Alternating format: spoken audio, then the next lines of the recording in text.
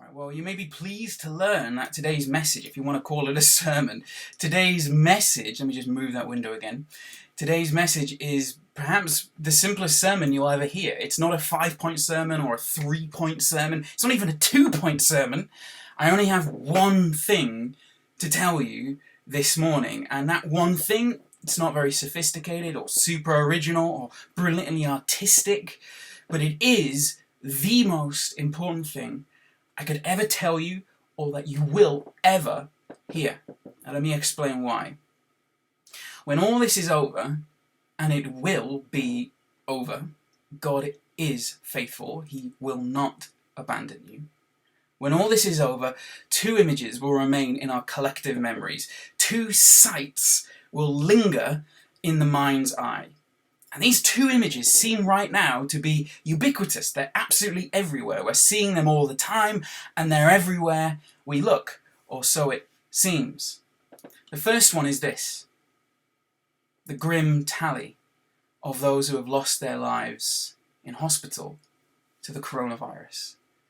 Every day when we turn on the news, we're updated on how many more have lost their lives to this virus. And the numbers, they're often hard for us to get our heads around. What's easy to forget is that behind every one of these digits that you're seeing now on your screen, there is a real human being. We've already heard one this morning. A real person with hopes and dreams and memories, made of body, soul and spirit, each one a man or a woman made in the image of God. Now every one of them has to give an account before the Lord their Maker, and now every one of us, still living, has to watch as the tally grows. I don't have a huge number of years under my belt. I mean, my hairline may be disagreeing with that slightly, but I don't. But I've lived long enough to know that although God can make a death good, that doesn't make it right. Many of you have experienced grief and bereavement, and many of you who have experienced grief and bereavement will know exactly what I'm talking about. When a loved one dies, it may well come as a mercy or a relief for all sorts of different reasons, but deep down we know that it simply is not right. That this isn't how things are meant to be. Yes, we're upset when someone dies, but it's more than that, isn't it? Death rips someone away from us, and as you begin to realise that you're never going to see that person again, that you're never going to hear his voice or see her smile or do that thing that he did that made them them, you begin to start to think, something in you says, this can't be real. This can't be real. This isn't how it should be. In one of the most poignant books of the Old Testament, the book of Ecclesiastes, it says that God has placed eternity in the heart of man. We were created. We're not just animals.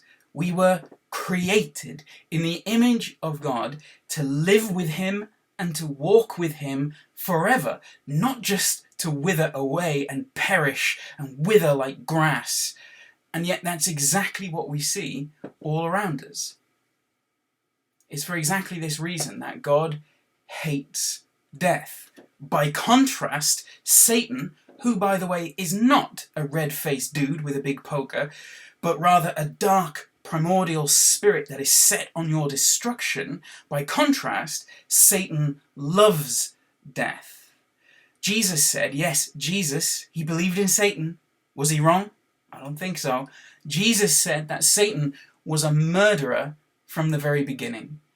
And in the New Testament, God describes death, by contrast to Satan who loves it, God describes death as the last of his enemies to be destroyed. God hates death, and he's set against it. And we may think of God as a sky daddy with a big beard, like a figment of my imagination, because Christians are just grown-up children who, never let go of Santa Claus and just have a picture of, God as a big daddy in the clouds. No. The God of the Scriptures describes himself as a warrior king. And friends, he has been at war against death and darkness long before you were born.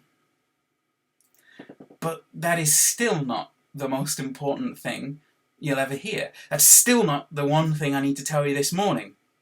I really must get around to that. The second image that will remain in the mind's eye after all this is past is that of a rainbow. Rainbows in windows, rainbows on paving slabs, scratched down on chalk, rainbows on TV, rainbows on Facebook, rainbows on walls, on streets, on paper. I don't know about you, but at a time of deep sadness and fear, it's actually been really encouraging to see these dotted around my neighbourhood. I'm sure it's around yours too. The streets around here in Blake and in Chester, they're full of them. I'm sure they are, again, around where you live. And there are some things that mankind, for all our sin and rebellion, there are some things that we cannot erase. Some things that darkness cannot extinguish. Some things that will never be forgotten. Some things that, for all our modernity and enlightenment, we'll never outrun and we will never escape. In the New Testament, the Apostle Paul said, "Let God be proved true and every man a liar." For all the arrogance of modern man, for all our hubris, for all we try to bury the truth in our very nature, God remains unchanging, and the promises of God remain unchanged. And one of those promises is found, I know those rainbows are still, don't worry, I know they're still going, right? Just listen. One of those promises that is unchanging is found right at the beginning of the story of salvation. All the way back in the very first book of the Bible, the book of Genesis.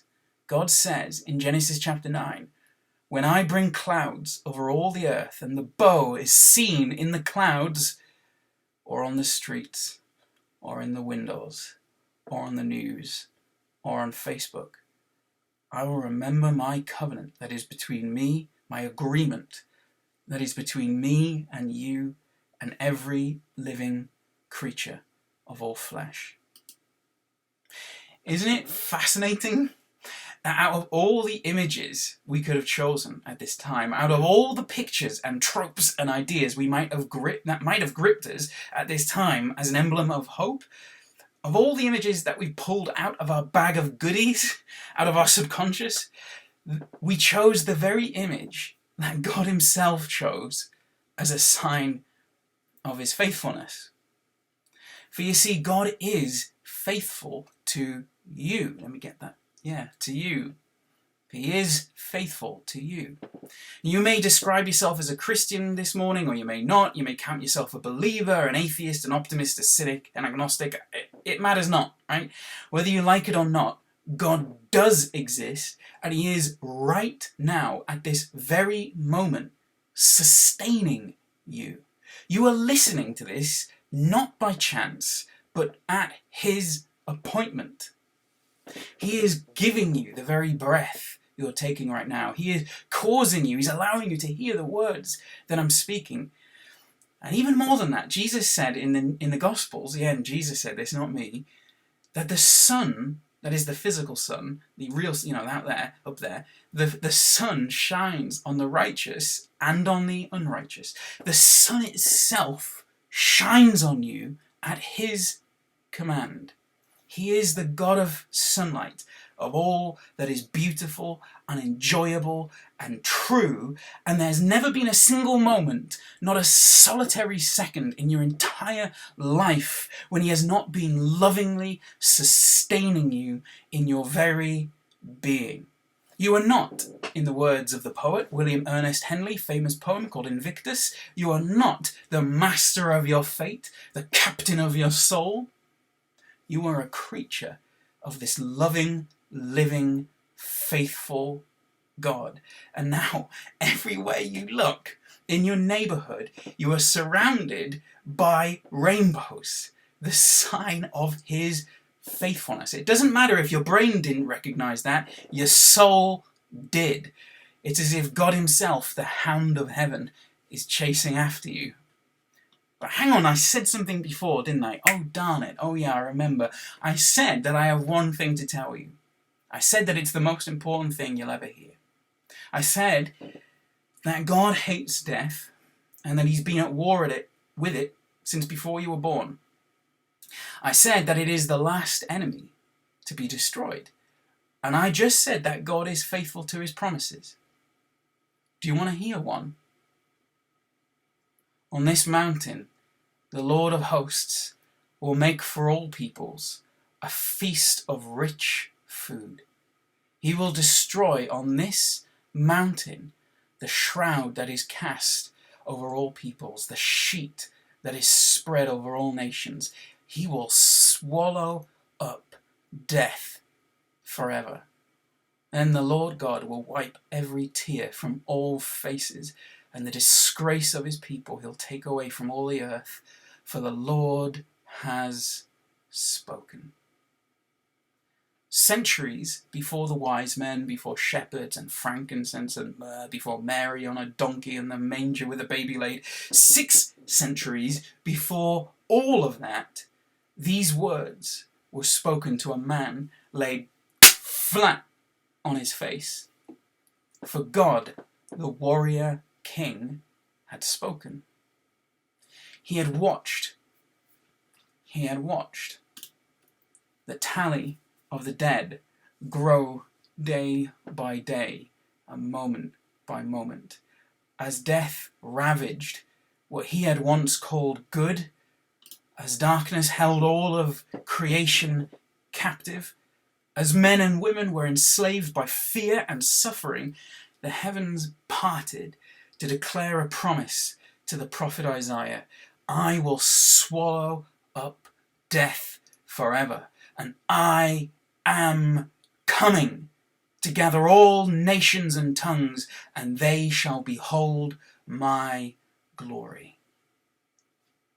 And we beheld his glory, the glory of a Father's only Son. His name is Jesus of Nazareth, Son of Mary. But how did he come to us?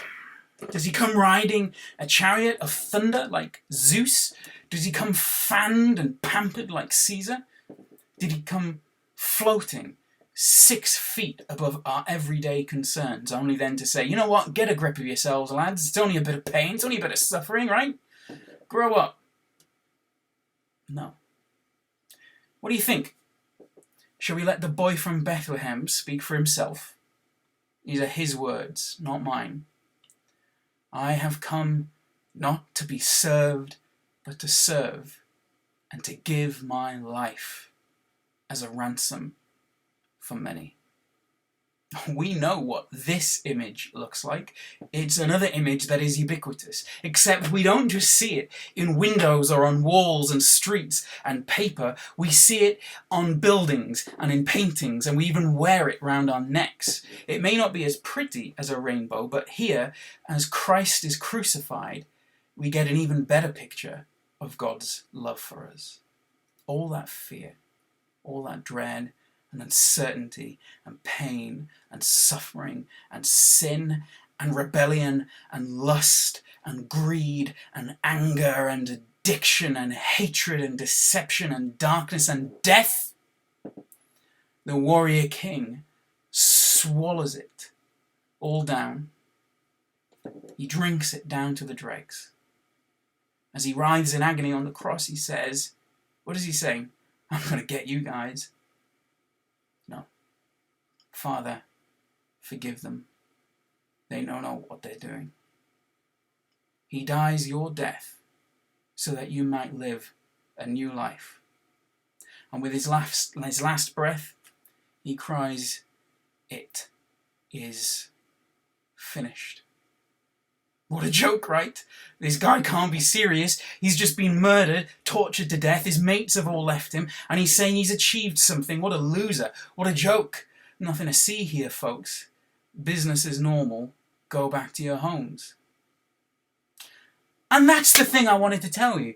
2,000 years ago, a peasant carpenter, born to nobody parents in a nowhere land, grew up, made some tables, got himself killed. That's what I wanted to tell you. The end. It's the rousing tale of a failed preacher who God executed terribly, like 1,000 other failed preachers at the time. And that's why our measurement of time itself is shaped after his life. That's why countless premiers, presidents, and parliaments have been shaped by his example. That's why countless works of art and literature have been made in his honour. That's why he changed the course of civilization itself, because, it's obvious, right? It happens all the time. Some bloke gets killed, he changes the world. Really? Really? Does that sound right to you? Because it doesn't sound right to me. Before he died, the boy from Bethlehem made another promise. And just like the rainbow, it's one he intended to keep. You can destroy this body, but in 3 days, I will raise it up. And here's what I want to know from you this morning, and here's the question you've got to answer. Was he wrong? Are we here to tell him this morning, oh Jesus, you poor deluded sap, I'm a 21st century Westerner. I know so much more than you. I'm so much more intelligent and enlightened than you. Let me tell you how the world works. Because the Roman soldiers posted at his tomb probably thought they knew how the world worked too. On the Saturday night, as they guarded a lifeless corpse, they knew 2 things for certain. I can give you this in the original language if you want. Mors et tributa. Death and taxes. They knew sun sets in the west, dogs don't like cats, and dead people stay dead. But little did they know, the world was about to change in the night. Here's the most important thing anyone will ever tell you, the most important thing you'll ever know. Here's the one thing I need to tell you, the one point I've got to preach. It's what turns scared, cowardly, uneducated fishermen into men unafraid to face torture because they knew what they knew and no one could stop them speaking. It's what made it possible for them, hiding away from the authorities after their leader was murdered, to literally change the world. So much so that you are still feeling the effects today. It's what inspired, the genius of Bach, the artistry of Da Vinci, the compassion of Mother Teresa. It's what has changed the life of every Christian you know, including this one, and it's the most important thing you'll ever hear. In the words of Peter, once a coward, now speaking here to thousands of people in the text, listen to what I have to say. Jesus of Nazareth, a man attested to you by God with deeds of power, wonders and signs that God did through him among you, as you yourselves know. This man, handed over to you according to the definite plan and foreknowledge of God, you crucified and killed by the hands of lawless men. But God raised him up, having freed him from death, because it was impossible for death to hold him. Listen to me. I don't care if you're a Christian, if you've been a Christian for 80 years or 8 minutes. I don't care if you're an atheist or an agnostic, a Jew or a Muslim, a man or a woman. I don't care what you are. I don't care where you've been or what you've done. The old world died in the night. On that Saturday night, the old way of things died. And now a new world steps in its place. Everything may look the same. You may think, well, what? It doesn't look the same. Yeah, everything looks the same right now. But nothing is the same. Death is dead. God has done it. He did it exactly as he said he would do. He died your death so that you might live his life. And listen, this is no fairy tale. This isn't Santa Claus or the Easter Bunny. This happened in real history. Jesus' bones are nowhere to be found on the planet Earth. They're not here. He is risen. He is alive. And you have a choice now. This is your moment. This is our moment. We can go away from this broadcast and watch as the tally of the dead increases and just say to ourselves, oh, it's all just terribly sad. But you know what? Death gets the last word. We're all just worm food. Or you can say, better, you can listen to the words of Jesus. I am the resurrection and the life. Those who believe in me, though they die, they will live. And then he said these words, do you believe this? Well, are you smarter than him? Do you know better than him? Or is something in your soul right now going, you know what? I want something of that. Well, you know what? He wants you. Death is dead. The world's not the same. The Son of Righteousness has risen with healing in his wings. Death has been swallowed up in victory. Where, O death, is your victory? Where, O grave, is your sting?